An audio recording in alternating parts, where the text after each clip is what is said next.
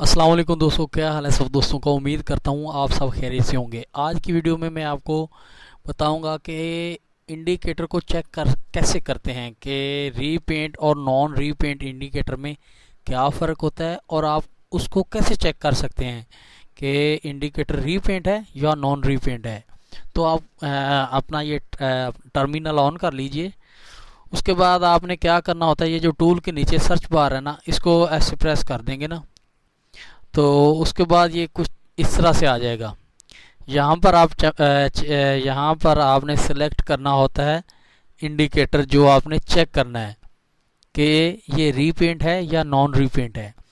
उसके बाद ये नीचे आ गया, यहाँ पर आपने पेयर सेलेक्ट करना होता है, कौन से पेयर पे आपने चेक करना होता है।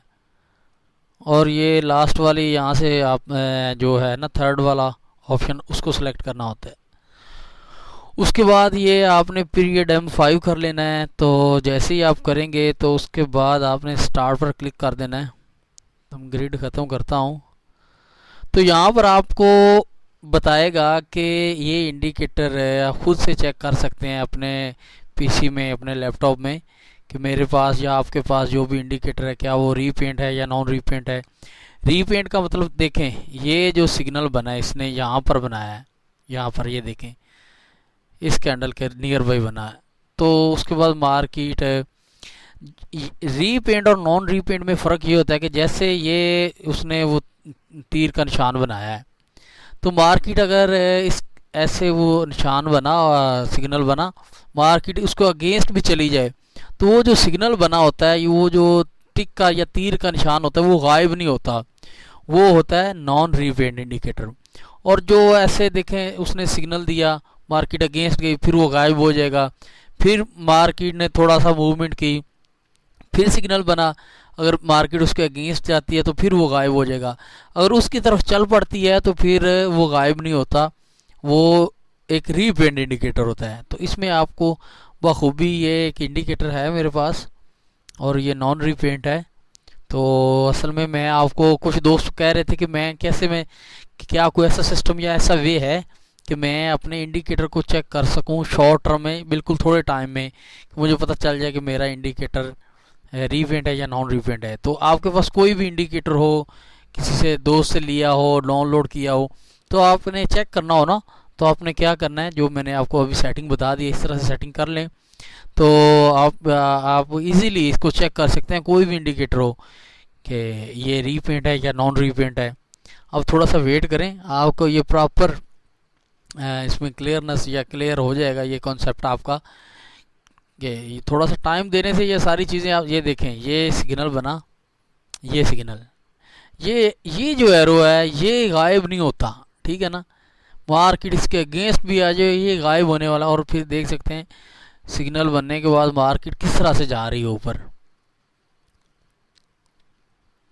तो अभी मज़ीद कोई न्यू सिग्नल बनता है तो वो भी, असल में मैं जो चीज़ बताना चाह रहा हूँ, अगर वो मुझे मिले कि जैसे ही सिग्नल बने और मार्केट उसके अगेंस्ट जाए, तो वो उसमें फिर क्लियर हो जाता है कि हाँ ये रीपेंट है या नॉन रीपेंट है। तो अगर तो वो एरो गायब हो जाए मार्केट अगेंस्ट जाने पर, तो वो रीपेंट होता है। अगर वो एरो या वो टिक का निशान गायब ना हो, मार्केट उसके अगेंस्ट भी जाए, तो वो वहाँ पर रहे, तो वो एक नॉन रीपेंट इंडिकेटर होता है। सेटिंग में फिर से बता देता हूँ आपको। ये देखें, ये सर्च बार वाले को आपने इधर टिक करेंगे ना, प्रेस करेंगे, तो उसके बाद आपने यहाँ पर ये जो वाला जो ऑप्शन है, इधर आपने इंडिकेटर सेलेक्ट करना हो, जो आपने टेस्ट करना हो या चेक करना हो। उसके बाद यहाँ पर करेंसी पेयर सेलेक्ट कर लें, यहाँ पर आप टाइम फ्रेम सेट कर लें और स्पीड ये होती है। और उसके बाद आपने स्टार्ट करना, नीचे ये थर्ड वाला ऑप्शन सेलेक्ट करना होता है। ये देखें मार्केट के अगेंस्ट तो गई, ये चेक करें, ये सिग्नल बना, मार्केट अगेंस्ट गई थोड़ी सी, बट वो गायब नहीं हुआ। इसका मतलब कि ये एक नॉन रीपेंट इंडिकेटर है।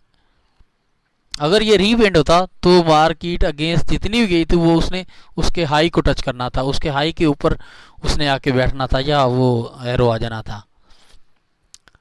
तो मज़ीद आप वेट कीजिए, देखें ये चीज़ें, ये जो मैं ये चीज़ें आपसे शेयर कर रहा हूँ, अगर आप मुझे कमेंट करके ज़रूर बताइएगा कि क्या आपको इस चीज़ का पता था पहले। तो ये सारी चीज़ें चीज़ें जो सीखनी होती हैं ये टाइम देने से होता है।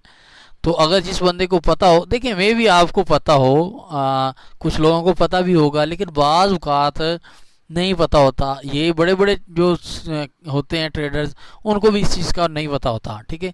तो अगर अगर तो आपको पता है या नहीं पता, तो प्लीज़ काइंडली आप एक कमेंट लाजमी मुझे कीजिएगा कि मुझे पता है या नहीं पता है।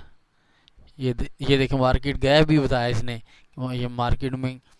तो ये एक प्रॉपर आप इसमें अपना कोई भी इंडिकेटर आपके पास हो उसको टेस्ट कर सकते हैं कि हाँ भाई मेरे पास जो इंडिकेटर है रीपेंट है या नॉन रीपेंट है।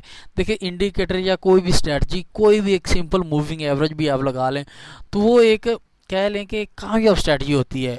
लेकिन कामयाब तब करना होता है, उसने होना होता है जब आप उसको डेमो प्रैक्टिस करें, उस पर वर्क करें।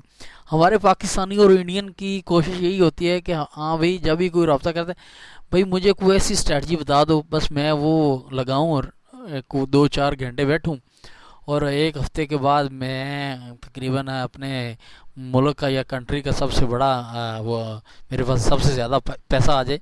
लेकिन फॉरेक्स में ऐसा कुछ नहीं है, ये सपनों की दुनिया में से निकल जाएं। बेशक आप बहुत ज़्यादा अर्न कर सकते हो, लेकिन प्रैक्टिस करने के बाद, सीखने के बाद, अगर आप सीखोगे नहीं तो आप इसमें लॉस करोगे, अपना लॉस और बहुत ज़्यादा करोगे, ठीक है। सीखो, सीखने के बाद मनी मैनेजमेंट एक ऐसा वे है, ऐसा सिस्टम है, उसके बगैर कोई भी कामयाब नहीं हो सकता। तो फॉलो करें मनी मैनेजमेंट को,